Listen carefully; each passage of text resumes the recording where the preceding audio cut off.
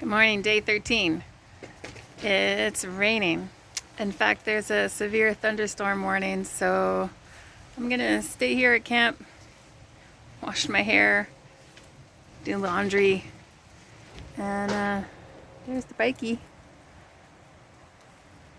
sitting in the rain, getting washed, and the tent's all buttoned down, and I'm under an overhang where I'm going to relax out of the rain while the laundry gets done. So yeah, contemplating staying here an extra day so that I can do some of the touristy stuff around town tomorrow when it's clear. But tomorrow when it's clear, maybe I'll just keep heading east. We'll see. Talk to you later.